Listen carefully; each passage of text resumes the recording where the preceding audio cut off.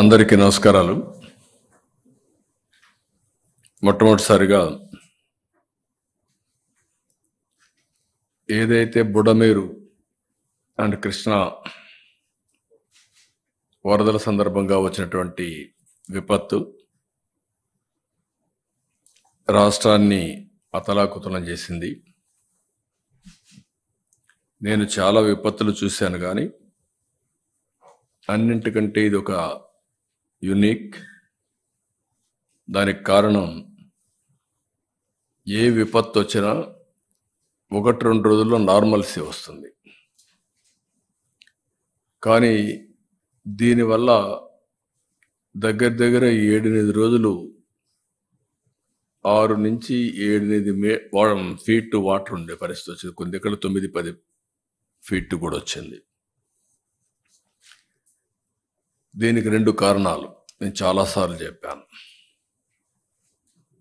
ఒకటి, first time Krishna నదిలో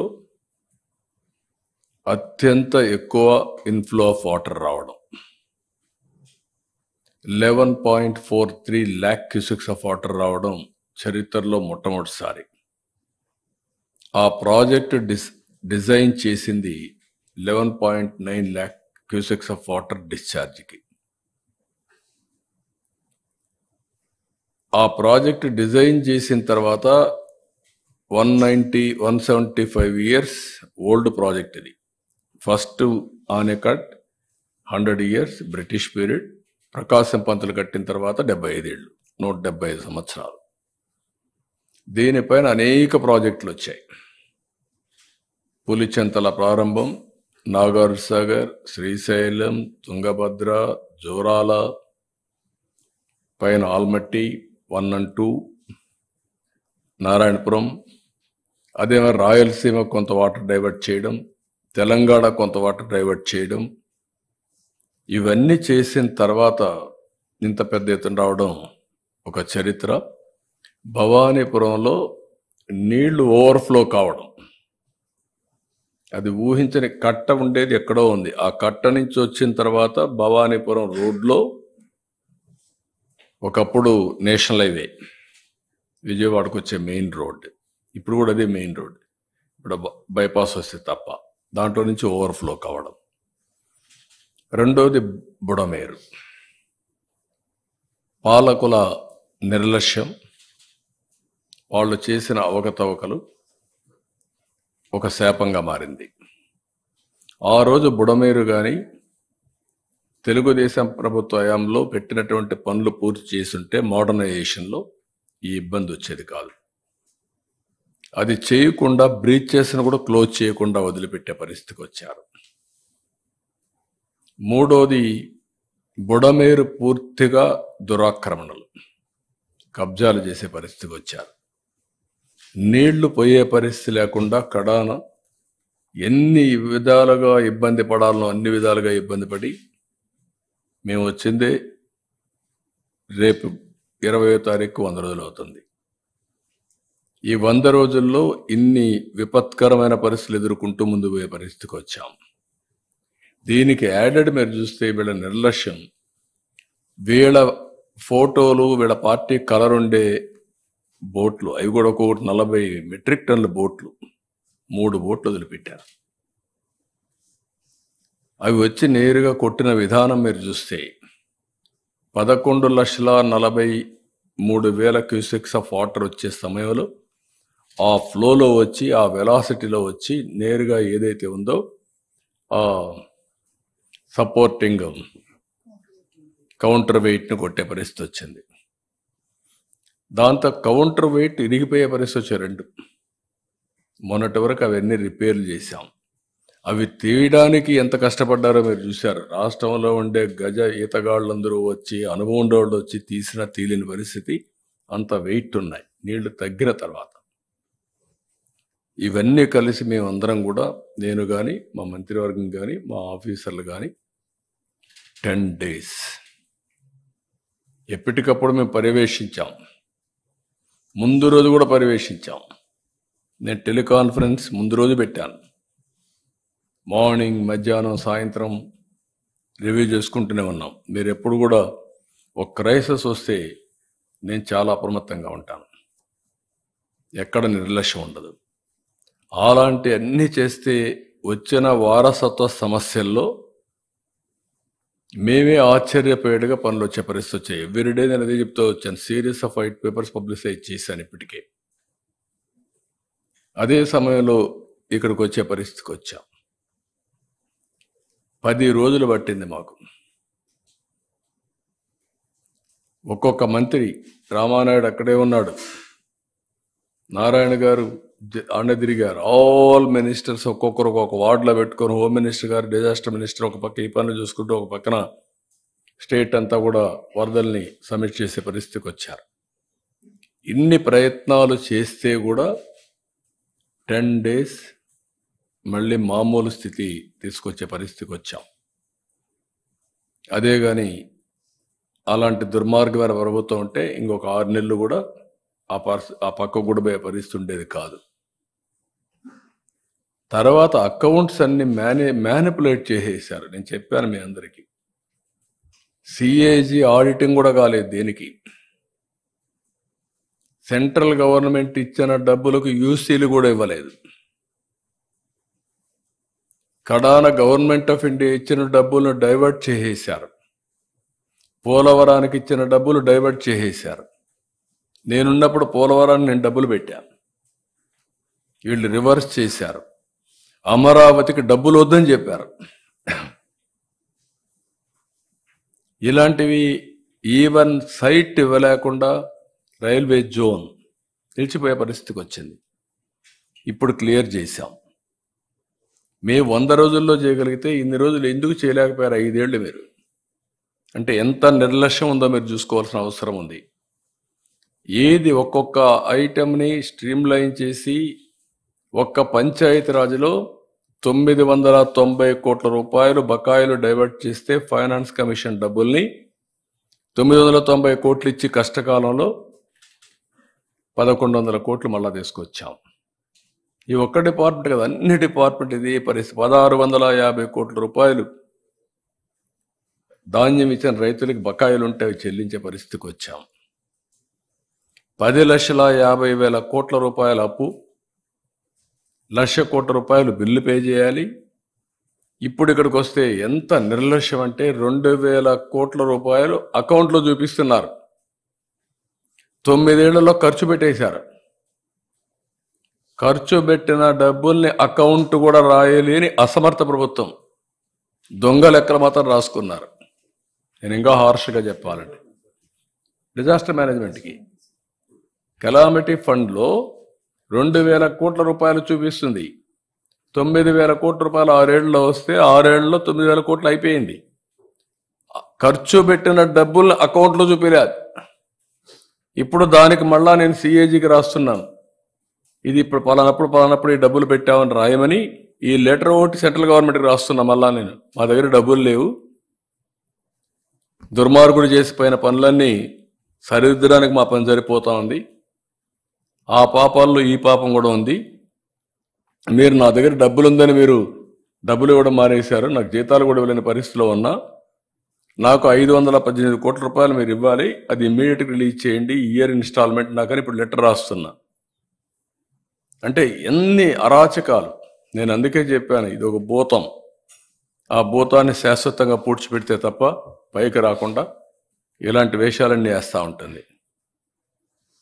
ఇప్పుడు ఇవన్నీ ఒక ఎత్తు అయితే, నాకు వచ్చిన సమస్య కళ్ళారా చూశాను. అనునిత్యం వాళ్ళ కష్టాలు అక్కడ జరిగిన వాళ్ళందరూ చూశాను. ఎంత నరకయాతన అనుభవించాలో అంత నరకయాతన అనుభవించారు. ఈవెన్ టుడే వాళ్ళు పడిన బాధలు, వాళ్ళ కష్టాలు, సమ్టైమ్స్ నా నిస్సహాయత, మా అధికారులు పోయినప్పుడు కూడా చేయలేని పరిస్థితి, నీళ్లు కావాలంటే నీళ్లు ఇవ్వలేని పరిస్థితి, leave alone other things. Food ఉంది, లాస్ట్ మైల్లో చేర్చలేకపోయాం. ఇలాంటి మేము ఓసారి కొంత వేస్ట్ అయినా పర్వాలేదు, ఎక్కువ తయారు చేయండి, పంపించండి, పుష్ చేయమంటే పుష్ చేసాం. కొన్ని దిక్కడ ఆ టైం ల్యాగ్ కూడా ఫుడ్ కూడా కొన్నిసార్లు ఇబ్బంది వచ్చే పరిస్థితి వచ్చింది. బట్ అల్టిమేట్గా మేము చేయగలిగిన సకల ప్రయత్నాలు, మానవ ప్రయత్నాలు ఎన్ని చేయగలుగుతాం అన్ని ప్రయత్నాలు చేశాం. అందుకే మేము చేసిన ప్రయత్నాల్ని ప్రజలు గుర్తించారు, రాష్ట్రం అంతా గుర్తించారు, దేశం మొత్తం గుర్తించింది. నేను అహ్మదాబాద్ పోతే అందరూ అప్రిషియేట్ చేసే పరిస్థితికి వచ్చారు. Nation is recognised. అదే మాదిరిగా ప్రతి ఒక్కరూ ఈ కష్టాలు చూసిన తర్వాత దాతలు స్వచ్ఛందంగా ముందుకు వస్తున్నారు. రియలీ నా లైఫ్లో చాలా క్రైసిస్ చూశాను, కానీ చాలా సంక్షోభాలు చూశాను, కానీ ఈ విధంగా ఎప్పుడు రాలేదు. ఆ విధంగా వచ్చారు. వారందరికీ పేరు పేరున మనస్ఫూర్తిగా కృతజ్ఞతలు తెలియజేస్తున్నా. రాష్ట్ర ప్రభుత్వం తరఫున 5 కోట్ల ప్రజల తరఫున ఎక్కడో ఉండేవాళ్ళు డబ్బులు పంపించారు. ఇంట్లో నుంచి బయట రాని వాళ్ళు వీల్ చైర్స్ వేసుకొని వచ్చి డబ్బులు ఇచ్చేసిపోతున్నారు. వీల్ చైర్స్ వేసుకొని కలవాలి, ఇవ్వాలి, నా బాధ్యత. ఒక సోషల్ రెస్పాన్సిబిలిటీ అనేది ఒక ప్రభుత్వమే కాదు, ప్రభుత్వానికి మేము కూడా అండగా ఉండాలి అనే పరిస్థితికి వచ్చారు. దానికి కారణం ప్రజలు ఒక నమ్మకం, సర్వ విధాలుగా ప్రయత్నం చేశారు. నేను కూడా చేయకపోతే నేను కూడా దోషిగా మిగిలిపోతాను, నేను కూడా మనిషిని, నేను కూడా చేయాలి అని పిల్లల దగ్గర నుంచి అందరూ హెల్ప్ చేసే పరిస్థితి వచ్చారు. వాళ్ళందరినీ అభినందిస్తున్నా. మనకు ఒక పక్కన మన ఇబ్బందులు ఉన్నాయి, ఇంకొక పక్కన పర్మనెంట్గా రెస్టరేషన్ చేయాలి. మళ్ళీ నేను ఈ వరదలకు ప్రజల్ని బలిగా కానించడానికి వీలు కాదు, అది కూడా చేయాలంటే చాలా సిస్టమేటిక్గా పనిచేయాల్సిన అవసరం ఉంది. తాత్కాలికంగా నిలబెట్టాలి, మళ్ళీ నేను శాశ్వతంగా పరిష్కారం చేయాలి. అందుకనే ఈరోజు అన్ని అనలైజ్ చేసిన తర్వాత ఒక ప్యాకేజ్ ఒకటి ఇస్తున్నాం.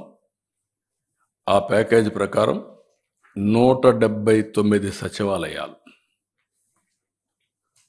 ఇక్కడ పనిచేసిన 32 వార్డులు, మిగిలిన సచివాలయాలు కొన్ని ఉన్నాయి. ఇబ్రహీంపట్నం, లేకపోతే జక్కంపూడి, వాల్మీకి కాలనీ, వాంబే కాలనీ, ఇలాంటివన్నీ కొన్ని ఉన్నాయి. ఆ ఏరియాస్ అన్ని చూసుకున్న తర్వాత 179 సచివాలయాల్లో ఏ ఇండ్లు అయితే మునిగిపోయినాయో ఆ ఇండ్లు వార్డ్స్ పై మొత్తం 179 సచివాలయాలు. 179 సచివాలయాల్లో ఉండే అందరికీ ఫస్ట్ ఫ్లోర్లో ఉండేవాళ్ళు నీట మునిగారు, గ్రౌండ్ ఫ్లోర్లో వాళ్ళందరికీ 25,000 రూపాయల చొప్పున ఆర్థిక సహాయం చేస్తున్నాం. వాళ్ళ టీవీలు పోయినాయి, లేకపోతే అక్కడ ఎలక్ట్రానిక్ గూడ్స్ పోయినాయి, చాలా నష్టపోయారు. ఇది చరిత్రలో ఫస్ట్ టైం ఒక్కొక్క ఇంటికి ఇంత పెద్ద ఎత్తున 25,000 ఇవ్వడం అనేది ఇది ఫస్ట్ టైం. ఒకప్పుడు 4,000 రూపాయలు. భోజనాల కాడ ఎక్కడా మేము లోటు చేయలేదు. ప్యాకేజీ కింద కూరగాయలన్నీ ఇచ్చాం. 25 కేజీల బియ్యం, 1 KG palm oil, 1 KG sugar, 1 KG పప్పు, 2 కేజీలు ఉల్లిపాయలు, 2 కేజీలు పొటాటో, ఇవన్నీ ఇచ్చాం. ఇవన్నీ ఇచ్చిన తర్వాత ఇప్పుడు 25,000 రూపాయలు ప్రతి ఒక్క ఇంటికి ఆర్థిక సహాయం చేస్తున్నాం. రెండోది, ఫస్ట్ ఫ్లోర్లో ఉండే అందరికీ ఒక 10,000 రూపాయలు ఆర్థిక సహాయం చేస్తున్నాం. అందరికీ ఇర్రెస్పెక్టివ్. వాళ్ళు కూడా ఒక ట్రామా అనుభవించారు, పని లేకుండా 10 రోజులు ఇంట్లో ఉన్నారు. వాళ్ళకు కూడా ప్యాకేజ్ ఇచ్చాం, ఫుడ్ పెట్టాం. ఇప్పుడు కూడా 179 సచివాలయాల్లో ఉండే వాళ్ళకి 10,000 ఇస్తున్నాం. First floor, second floor and above పూర్తిగా. అదే మాదిరిగా other parts of the state ఎక్కడ ఇండ్లలో నీళ్ళు వచ్చినా వాళ్ళకు కూడా 10,000 రూపాయలు ఇస్తున్నాం యూనిఫామ్గా అన్ని దిక్కల్లో. అంతకుముందు 4,000 ఇచ్చేవాళ్ళు, లేకుంటే 2,000 ఇచ్చి పంపించేవాళ్ళు. క్యాంపులకు వస్తే వాళ్లకు 10,000 ఇస్తున్నాం ప్యాకేజ్ ఇచ్చి. స్మాల్ ఎస్టాబ్లిష్మెంట్స్, కిరాణా షాపులు, చిన్న చిన్న టీ కొట్లు, ఇలాంటివన్నీ ఉంటే వాళ్ళందరికీ 25,000 రూపాయల చొప్పున అందరికీ ఇస్తున్నాం. ఇల్లు పోయి ఉంటే ఇంటికి ఇస్తాం, దేనికి ఇస్తాం, రెంట్కి. ఆ విధంగా మొత్తం స్మాల్ ఎస్టాబ్లిష్మెంట్ అన్నిటికీ 25,000 ఇస్తాం 179 సచివాలయాల్లో. అదే మాదిరిగా ఎంఎస్ఎంఈలు రిజిస్టర్ చేసుకున్నారు, ట్రేడ్కు అవన్నీ కూడా రిజిస్టర్ చేసుకున్నారు. చిన్న చిన్న ఇవి పెట్టుకున్నప్పుడు వాళ్ళందరికీ టర్న్ ఓవర్ 40 lakhs కంటే తక్కువ ఉంటే వాళ్ళందరూ ఈ యొక్క జిఎస్టీ ఫైల్ చేయాల్సిన పని లేదు. కాబట్టి వాళ్ళకి ఎగ్జామిషన్ ఉంది. దాని మీద కొంతమంది రిజిస్ట్రేషన్ కూడా చేసుకోరు. వాళ్ళందరికీ రిజిస్ట్రేషన్ అంటే జిఎస్టీ రిజిస్ట్రేషన్ చేసుకోరు. వాళ్ళందరికీ 50,000 రూపాయలు ఇస్తాం. అదే సమయంలో ఎంఎస్ఎంఈలు 40 లక్షల నుంచి 1.5 crores, 1,50,00,000 వీళ్ళకి టర్న్ ఓవర్ తీసుకుంటున్నాం. ఆ టర్న్ ఓవర్ తీసుకొని వాళ్లకు 1,00,000 రూపాయలు ఇస్తాం. అదే సమయంలో 1,50,000 పైన ఉంటే, 1,50,00,000 పైన ఉంటే 1,50,000 ఇస్తాం యూనిఫామ్గా. 3 కోట్లైనా 4 కోట్లైనా 1,50,000 రూపాయలు యూనిఫామ్గా వాళ్ళకి ఇస్తాం. వీళ్ళు కాకుండా 2 వీలర్స్ ఎవరైతే ఉన్నారో ఇన్సూరెన్స్ క్లెయిమ్ చేసుకునేదానికి ఏమేం చేయాలో చేసాం, రిపేర్లకు ఏమేం చేయాలో చేసాం, చాలా ఎక్సర్సైజ్ చేసాం వాళ్ళ మీద. ఇప్పుడు కూడా మేము వదిలిపెట్టడం లేదు. ఇప్పటికి 9,088 వెహికల్స్ రిజిస్ట్రేషన్ చేసుకున్నారు, ఇది క్లెయిమ్స్ పెట్టుకున్నారు. దాంట్లో 71,50,00,000 రూపాయలకు క్లెయిమ్ చేశారు. ఇప్పటికి 2,345 క్లెయిమ్స్ సెటిల్ అయినాయి. 6,21,00,000 రూపాయలు ఇచ్చాం. ఇంకొక పక్కన 6,748 క్లెయిమ్స్ పెండింగ్ ఉన్నాయి. దీనికి 65,29,00,000 పే చేయాలి. దీని మీద పర్సూ చేస్తున్నాం. నేను మళ్ళీ 27వ తారీఖు చెప్తాను అందరికీ. మళ్ళా నేను మీటింగ్ పెడతాను. వాళ్ళందరితో మాట్లాడి ఇవి సెటిల్ అయ్యే వరకు వాళ్ళకి అండగా ఉంటాం. ఎవ్రీడే నేను రిపోర్ట్ తీసుకొని ముందుకు పోతున్నాను. ఇవి కాకుండా ఇక్కడ పుష్ కార్డ్స్ అన్నీ కూడా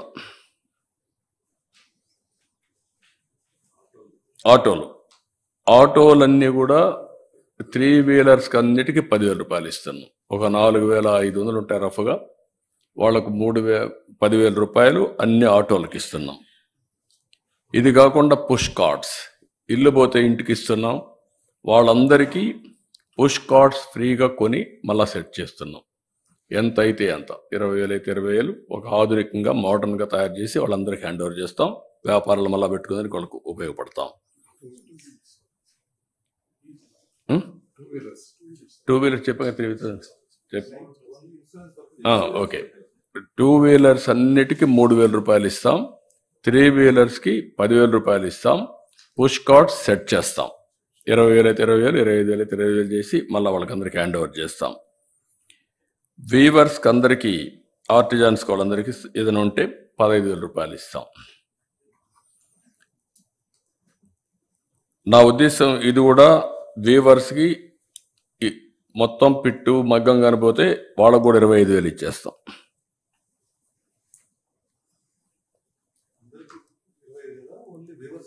25,000 వ్యూవర్స్కి కిరాణా షాప్ మారిగా మొత్తం మగ్గం పోతే.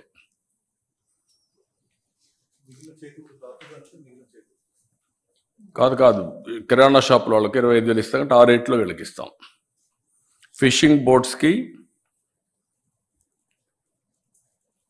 నెట్ పోతే partial damage 9,000, net full boat fishing boat with net partial damage 9,000, fishing boats non motorised with net full damage అయితే 20,000,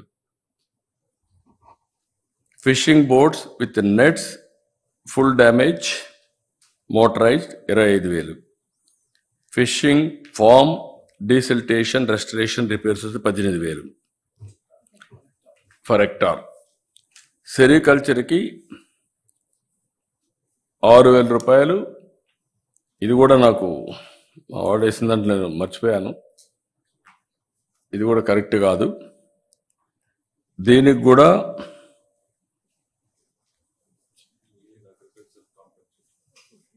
దాంట్లో వస్తుంది, నేను అక్కడ మాట్లాడతాను. లైవ్ స్టాక్ కౌస్ అండ్ బఫెలోస్కి 50,000, bullocks 40,000, livestock calves 25,000. Livestock sheep గోట్కి 7,500. Livestock poultry బర్డ్కు 100 రూపాయలు. క్యాటిల్ షెడ్ డ్యామేజ్ అయితే 5,000. ఇవి కాకుండా అగ్రికల్చర్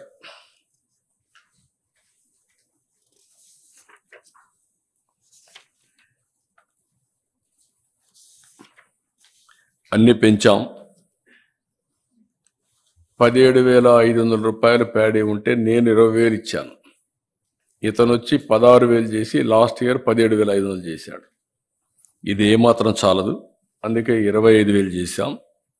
అన్నీ కూడా పెంచాం. హెక్టార్కి 25,000, ఎకరాకు 10,000. కాటన్ హెక్టార్కి 25,000, గ్రౌండ్ నట్ 25,000, వరి 25,000, sugar cane 25,000, bajra, black gram, green gram, మొక్కజొన్న, రాగి, రెడ్ గ్రామ్, సీసం, soybean, sunflower, tobacco 15,000. Castor, jute, కొర్ర, సామా ఇవి కూడా 15,000. ఇది కాకుండా హార్టికల్చర్కి వచ్చినప్పుడు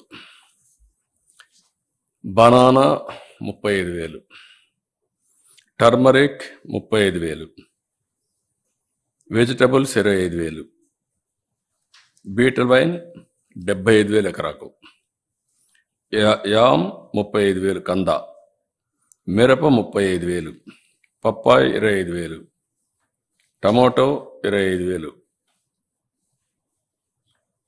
గోవా జామ 35,000, ఫ్లవర్స్ 25,000, ఉల్లిపాయలకు 25,000, నిమ్మ 35,000, మామిడి 35,000, coffee 35,000, water melon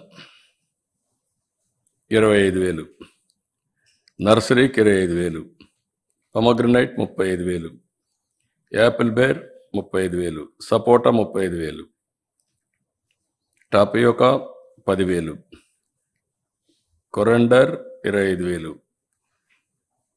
cash 35,000, dragon fruit 35,000, palm oil ట్రీకి 1,500, కోకోనట్ 1,500. ఇది ఫస్ట్ టైం చరిత్రలో రీజనబుల్గా ఇవ్వాలి, ఇంప్రాక్టికల్గా ఉంటే కరెక్ట్ కాదు, రైతులు ఇబ్బంది పడుతున్నారనే ఉద్దేశంతో ఫస్ట్ టైం ఇది ఇచ్చాం. దీంట్లోనే సెరికల్చర్ కూడా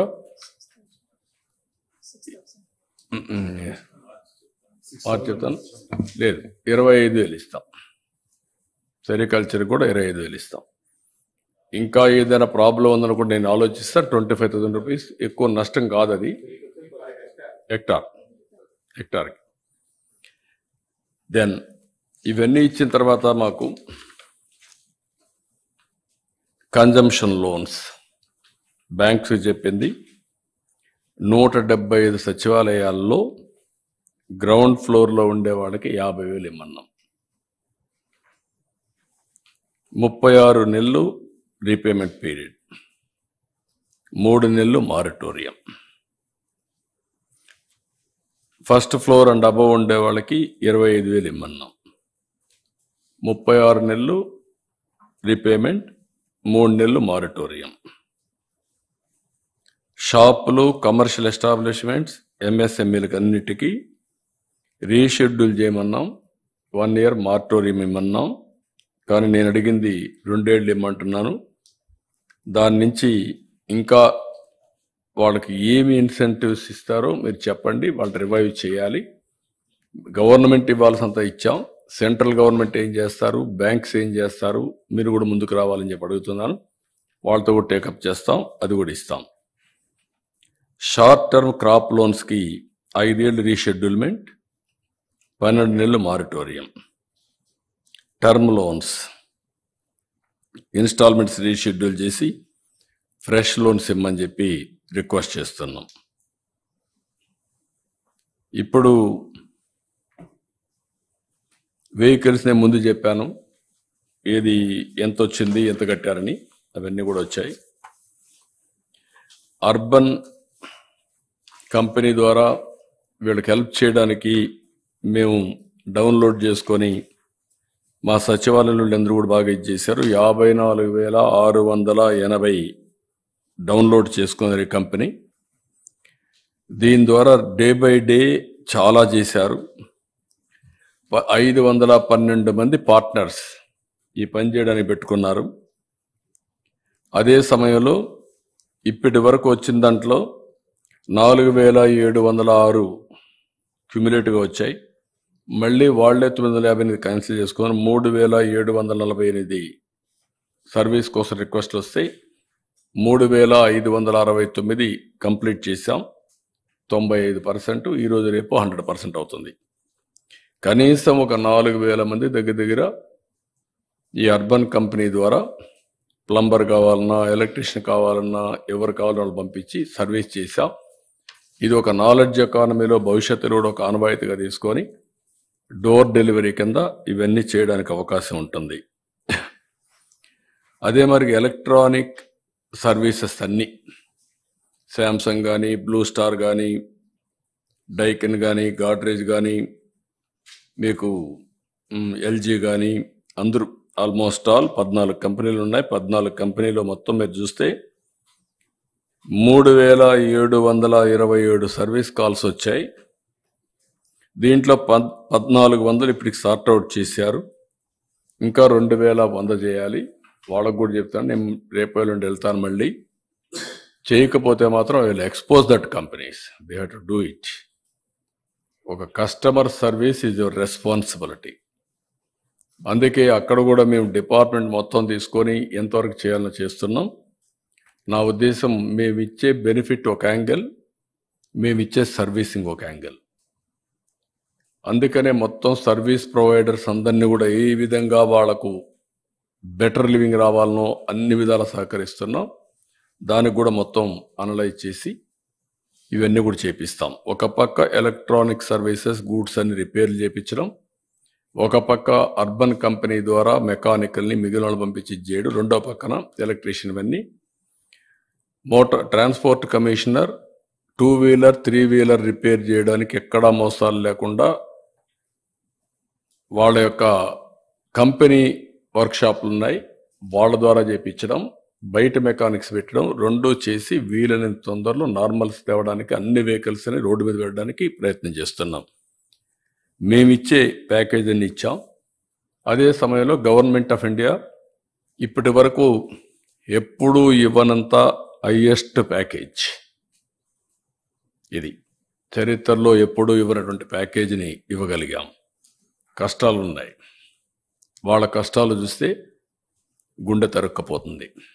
వాళ్ళు నిలబెట్టాలి, ఆత్మవిశ్వాసం కలిగించాలి, మళ్ళా వాళ్ళని నిలదొక్కునే విధంగా చేయడం మా బాధ్యత. అందుకని ఇవన్నీ చేశాం. ఇది అయిన తర్వాత 21వ తారీఖు మళ్ళీ అన్ని డివిజన్లో 179లో మా వాళ్ళు మీటింగ్లు పెడతారు. అప్పుడు లోపల కాన్సన్ట్రేట్ చేస్తారు. చేసిన తర్వాత ఇవన్నీ కూడా చేసి లాస్ట్ నేను ఒకటే చెప్పాను, చివరి వ్యక్తికి న్యాయం జరిగే వరకు వదిలిపెట్టమని. చివరి వ్యక్తికి న్యాయం చేసి వాళ్ళు నిలదొక్కునే ధైర్యాన్ని కల్పించి ఆ తర్వాత కూడా ఒక ప్రత్యేకమైన ఎఫర్ట్ పెడతాం. నేచర్ ద్వారా, ప్రకృతి ద్వారా ఎవరైతే విక్టిమ్స్ అయ్యారో అలాంటి వారి కోసం ప్రత్యేకంగా ఆలోచించి కొన్ని కార్యక్రమాలు కూడా తీసుకుంటాం. రెండోది, ఇలాంటి సంఘటనలు మళ్ళీ పునరావృతం కాకుండా ఉండడానికి ఆపరేషన్ బుడమేరు స్టార్ట్ చేస్తాం. దాంట్లో రాజీ లేదు. దానికి కూడా రేపు ఎల్లుండి క్యాబినెట్లో కూడా డిస్కస్ చేస్తాం. చేసి దానికి ఎలాంటి చట్టం తేవాలో తీసుకొచ్చి టోటల్గా, ఎందుకంటే కృష్ణాలో రెండు సమస్యలు ఉన్నాయి. ఒక పక్క బుడమేరు వల్ల కొల్లేరుకు వాటర్ పోతుంది. ఏదైతే బుడమేరు బైపాస్ డైవర్షన్ స్కీమ్ ఒకటి ఉంది, బీఆర్సీ డైవర్షన్ స్కీమ్, బీఆర్ఎస్, అది వీటీపీఎస్ ద్వారా కృష్ణానదికి వస్తుంది. అయితే కృష్ణానదిలో నీళ్లు ఎక్కువ వచ్చినప్పుడు అది పొంగితే ఆ నీళ్లు లోపల పోయే పరిస్థితి రాదు. మళ్ళా కొల్లేరులో మళ్ళా నీళ్లు కానీ వస్తే అది కూడా ప్రాబ్లం ఉంటుంది. దీనికి కూడా ఆలోచిస్తున్న, వీలైతే కిందనేమైనా తీసుకుపోయి కృష్ణానదిలో వదిలిపెట్టచ్చా అని. బుడమేరు వాటర్ కూడా లోయర్ లెవెల్లో. అప్పుడు బ్యాలెన్సింగ్ చేసేందుకు అవకాశం ఉంటుంది. అంటే ఇప్పుడు మాకు ఒక ఎప్పటి నుంచో అవగాహన ఉంది. ఇప్పుడు ప్రత్యేకంగా ఫోకస్ చేశాం కాబట్టి ఇంకా క్లారిటీ వచ్చింది. ఎన్ని విధాల చేయాలో ఫస్ట్ ఆఫ్ ఆల్ బుడమేరు కానీ టోటల్గా క్లీనప్ చేస్తే 95%, 99% ప్రాబ్లం సాల్వ్ అవుతుంది. రిస్క్ లేకుండా ఉండడానికి ఏమేం చేయాలనో ప్రత్యామ్నాయాలు కూడా ఆలోచించి ఇంకా కొంచెం ప్రికాషన్ తీసుకుంటాం. కొంతమంది సజెస్ట్ చేస్తున్నారు బుడమేరుకు పైన ఒక ప్రాజెక్ట్ కట్టేదానికి ఎప్పుడో ప్రపోజల్ ఉంది. అప్పుడు రాజశేఖర్ రెడ్డి ఏదో అడ్డం పెట్టాడు. అక్కడ బోర్డు కూడా వేసి ఫౌండేషన్ వేసింది మా ఎమ్మెల్యే తిరువూరు పోయి అది చూపించాడు ఇది జరిగిందని. అవి కూడా ఒక ఐడియా ఉంది. అన్నీ కూడా అనలైజ్ చేసి ముందుకెళ్తాం. ఇది బ్రాడ్గా ఈ విషయంలో మేము చేసిన పని. రేపు ఎల్లుండి వస్తుంది. మొత్తం ఎంత అవుతుందని నేను ఆలోచించడం లేదు, ఎట్లా ఆదుకోవాలని ఆలోచిస్తాను. మనసుంటే మార్గం ఉంటుంది. కష్టాల్లో ఉండే వాళ్ళని ఆదుకోవడం మా బాధ్యతగా భావించాం. మేము కష్టపడమే కాదు, మా వాళ్ళందరూ కష్టపడ్డారు. నేను ఒక్కడే కష్టపడడం కాదు, మా మంత్రులు కష్టపడడం కాదు, సీనియర్ ఆఫీసర్స్ దగ్గర నుంచి ఎవ్రీబడి స్ట్రగుల్ లైక్ ఎనీథింగ్.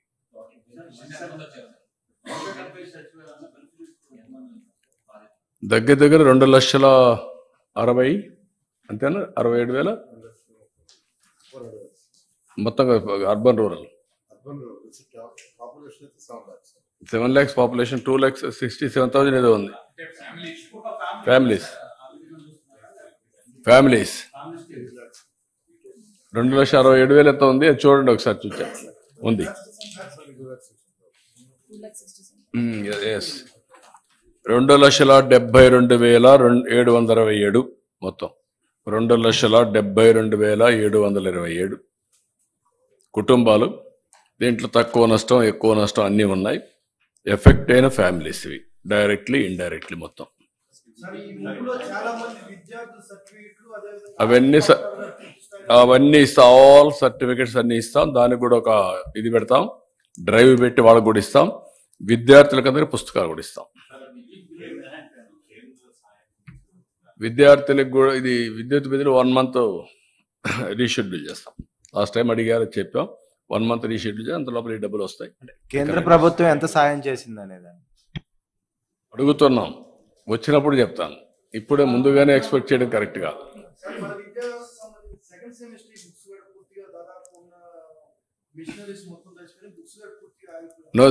ఏదైతే పిల్లలకు పుస్తకాలు ఉన్నాయో అవన్నీ సరఫరా చేస్తాం. Will supply all text books, note books, everything will మళ్ళా ఇస్తాం చదువుకునే పిల్లలందరికీ. సెకండ్ యాంగిల్, ఎవరైతే సర్టిఫికెట్స్ పోగొట్టుకున్నారో వాళ్ళందరికీ సర్టిఫికెట్స్ ఇస్తాం. ఈవెన్ ల్యాండ్ రికార్డ్స్ కానీ, ఆధార్ కానీ, ఇంకోటి రేషన్ కానీ, ఏది పోయినా అన్ని కూడా ఇప్పించే బాధ్యత తీసుకుంటాం. అవన్నీ ఎస్టిమేట్ చేస్తున్నాం. బ్రీచెస్ కానీ, కాలువలు పోవడం కానీ చాలా ఉన్నాయి. అవన్నీ కూడా ఎస్టిమేట్ చేసి మొత్తం రోడ్స్ చాలా ఒక 4,000 kilometer రోడ్లని డ్యామేజ్ అయినాయి. అవన్నీ ఎస్టిమేట్ చేస్తున్నారు. ఎల్లుండికి మీకు ఒక రిపోర్ట్ ఇస్తాం. అది రివైజ్డ్ రిపోర్ట్ ఒకటి తయారు చేసి గవర్నమెంట్ ఆఫ్ ఇండియా అసిస్టెన్స్ పంపిస్తాం. Sir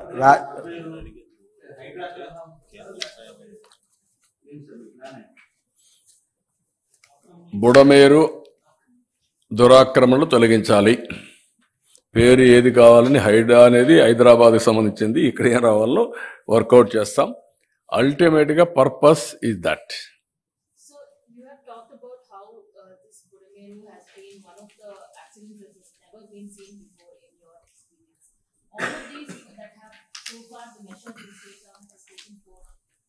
Furthermore, what are the kind of curbs you're going to bring to ensure these kind of encroachments, these kind of illegal encroachments are not going to happen?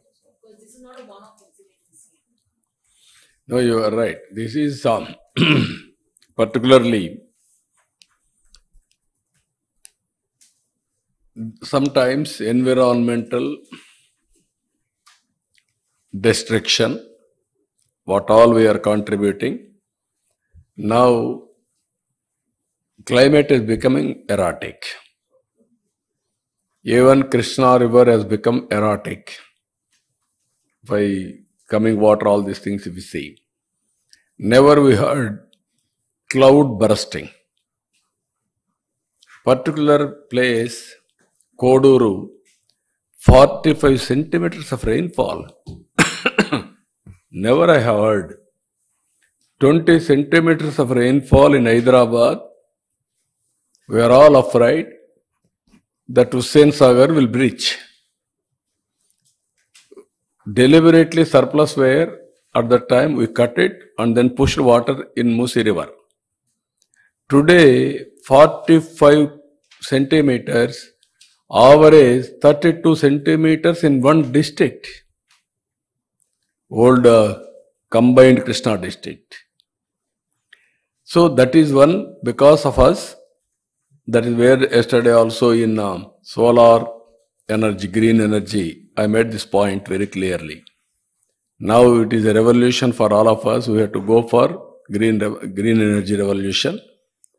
25 years back IT, India is very strong. We have to lead there. Second, human failures. Destructive attitude of the government.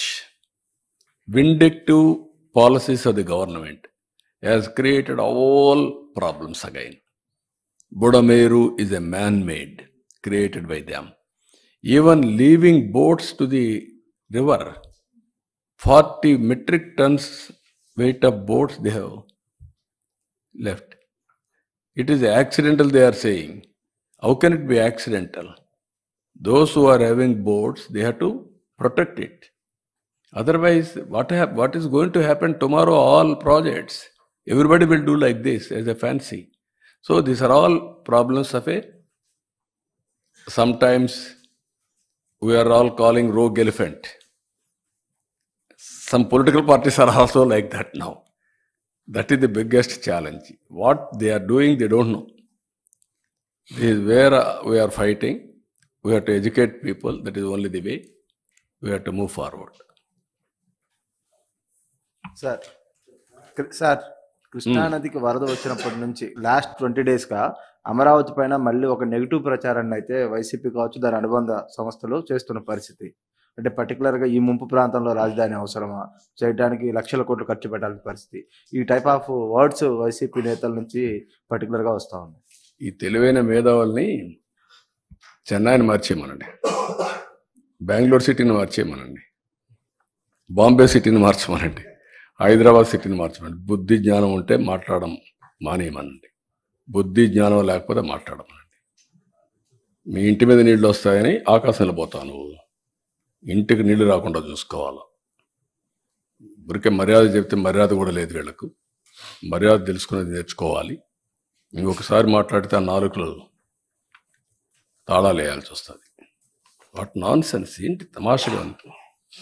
ఇన్నింటి వాస్తవాలు లెక్క పెట్టుకుంటూ రాజకీయం కోసం అసహ్యమైన రాజకీయాలు చేస్తారా మీరు?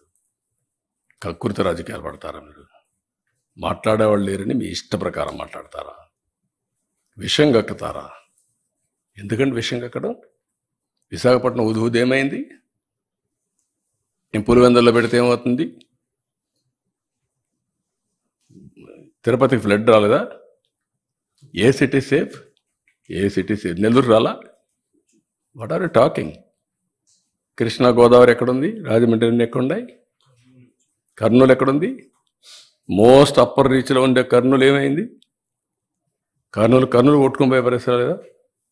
బుద్ధి జ్ఞానం ఉండాలి మాట్లాడాలంటే. మీరు చేసిన ఏదో పనులకి మాటలో చెప్పాలంటే నేల మీద ముక్కు పెట్టి రాసుకోవాలి. మీరు తప్పుడు పనులు చేసి కొంచెం పాలిష్డ్గా మాట్లాడుతున్నాం. పాలిష్డ్గా మాట్లాడితే వాళ్ళకి ఎక్కదు. ఎక్కని వాళ్ళకి ఏం చేయాలో కూడా చేసి చూపించాల్సిన అవసరం ఉంది. అదే జరుగుతుంది రేపు. మనం చూశారు మీరు, అక్కడ పోతే వీళ్ళని ఏం చేశారు? అదే జరగాలి ఈ రాష్ట్రంలో. కనీసం దిగారంటే మీరు నీళ్ళల్లో.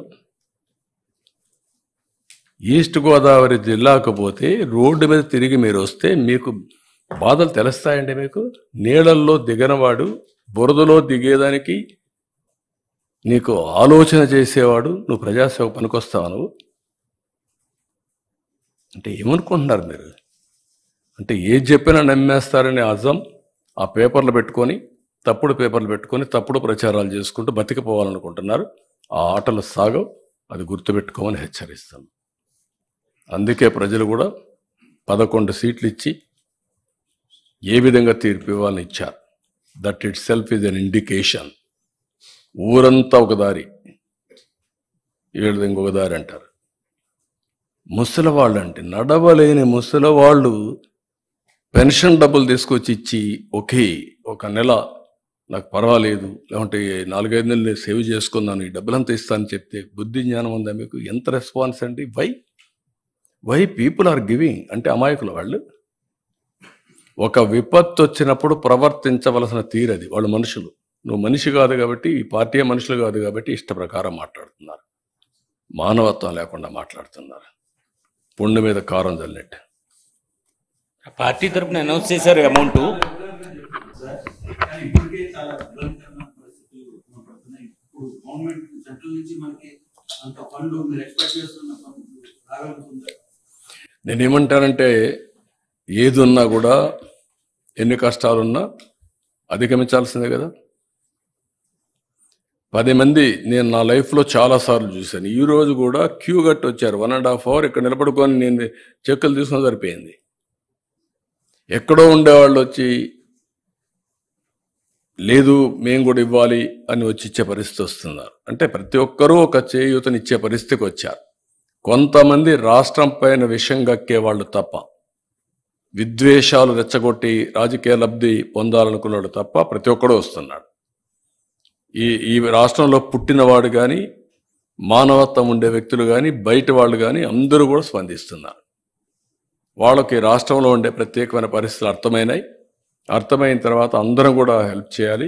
సాటి మానవుడిగా ఒక వ్యక్తి కష్టంలో ఉన్నప్పుడు ఆదుకోవడం మన బాధ్యతను అందరూ వస్తున్నారు, వాళ్ళు వెల్కమ్ చేస్తున్నారు. అందుకే నేను కూడా ధైర్యంగా ముందుకెళ్తున్నాను. No question of compromise. ఇబ్బందులు వస్తాయి, ఐఎమ్ ఫీలింగ్ తాత్కాలికం, ఎట్లా స్ట్రగుల్ చేయాలని చేస్తాం, ముందుకెళ్ళిపోతాం. ఇంకొక గంట ఎక్కువ కష్టపడతాం, లేకుంటే ఇంకో 2 రోజులు ఎక్కువ కష్టపడతాం.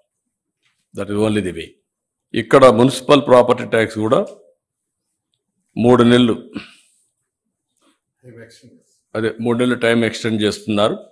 ఈ 32 వార్డుల్లో ఇది కూడా చేసి వాళ్ళని ఆదుకుంటాం. అదే మరి ఇంకొక పక్కన ఇది ఒక ప్రాబ్లం అయితే, విశాఖపట్నం స్టీల్ ప్లాంట్ అది కూడా కావాలని రెచ్చగొట్టే పరిస్థితికి వస్తున్నారు. ఓకే, దాని గురించి నేను పెద్దగా మాట్లాడడం లేదు. వీళ్ళు రెచ్చగొడితే రెచ్చిపోయేవాళ్ళు కూడా ఎవరు లేరు ఇక్కడ. విశాఖపట్నం అనేది తెలుగుదేశం పార్టీకి, ఎన్డీఏ కూటమికి ఒక స్ట్రాంగ్ ఇది. ఆ ప్రాజెక్టు కూడా ఆ స్టేజ్కి రావడానికి వీళ్ళు కారణం. ఎప్పుడు కూడా ప్రాజెక్ట్ మీద శ్రద్ధ పెట్టిన దాఖలాలు లేవు. ఇంత మునుపు కూడా నేనే కాపాడాను ఆ ప్రాజెక్ట్ని.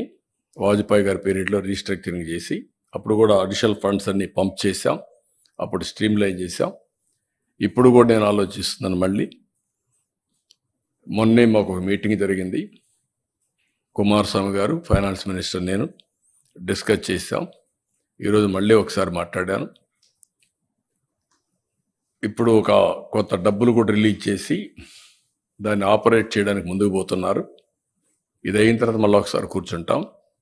ఎంప్లాయీస్ కూడా ఒకటే చెప్తున్నా, అక్కడ ట్రేడ్ యూనియన్ లీడర్స్ కూడా ఒకటే చెప్తున్నా, మనం ప్రాపర్ మేనేజ్మెంట్ పెట్టుకోకుండా ప్రాజెక్ట్ని రివైవ్ చేయకుండా కష్టపడేదైనా ఉంటే technical problems, logistic problems, administrative problems ఉంటే అవన్నీ సార్ట్అవుట్ చేసుకొని బెస్ట్ మేనేజ్మెంట్ పెట్టుకొని శాశ్వతంగా దాని లాభాల బాట పట్టించాల్సిన బాధ్యత ఉంది.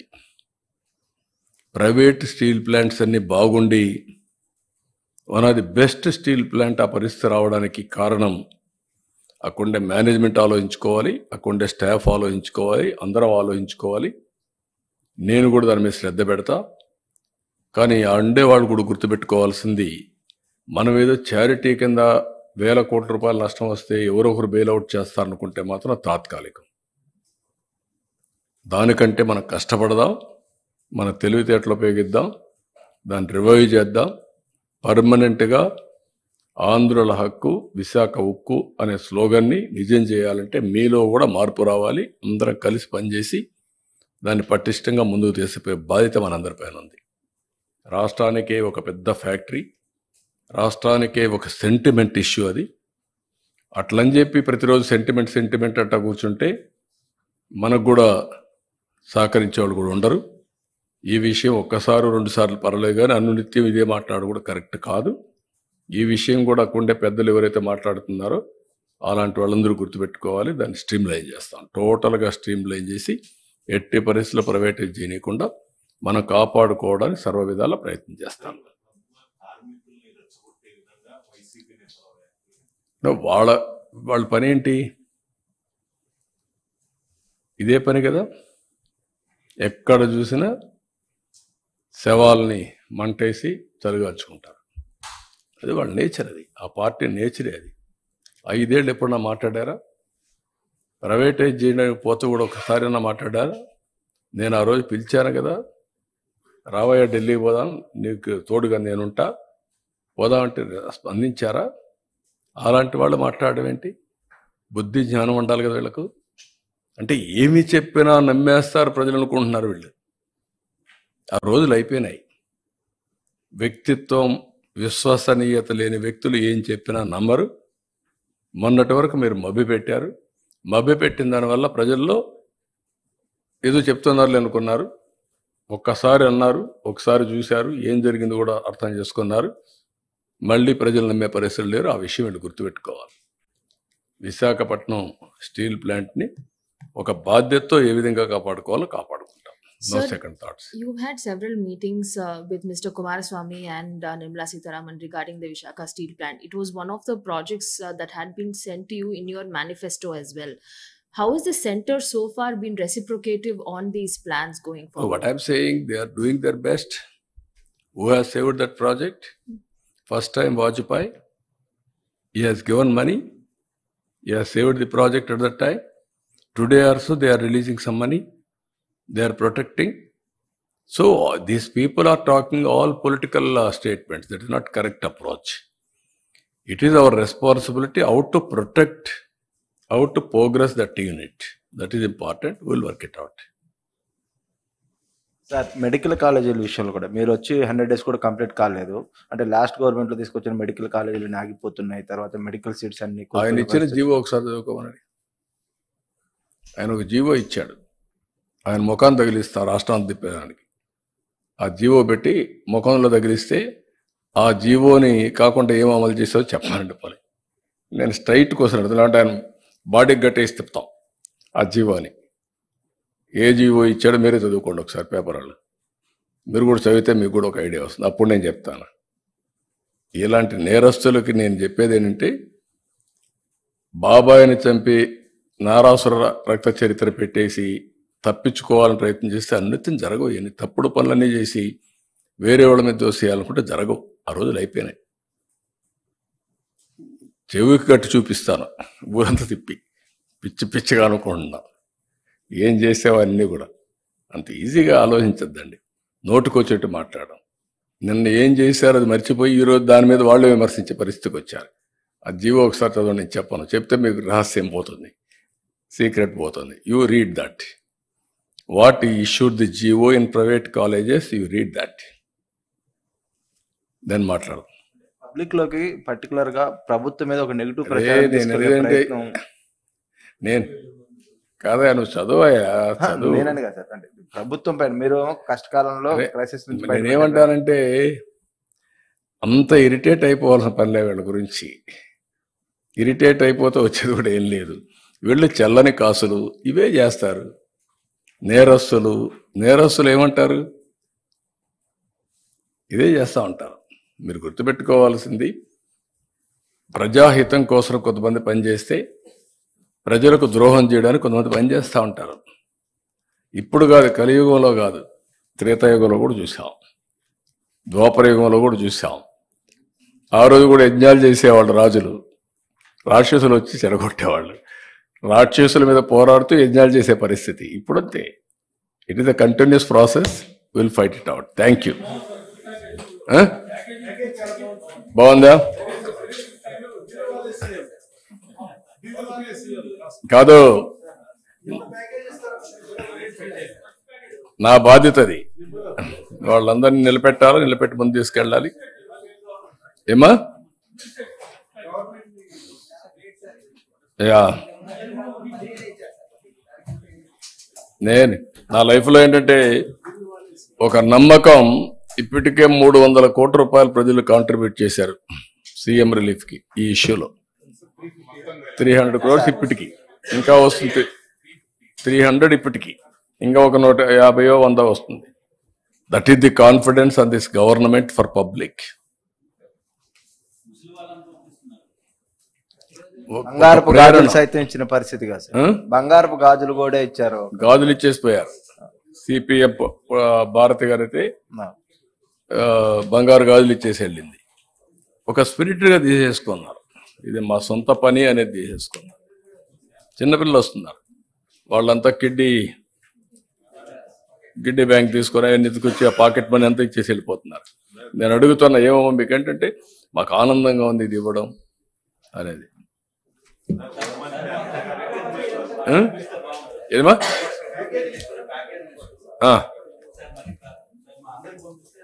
ఇప్పుడు పంపించేస్తాను, అందరే పంపిస్తాను, ఇప్పుడే పంపిస్తాను. సాఫ్ట్ కాపీ విల్ రిలీజ్ అందరికి.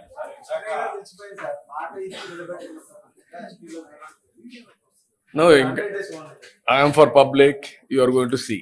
Every action will be only towards public.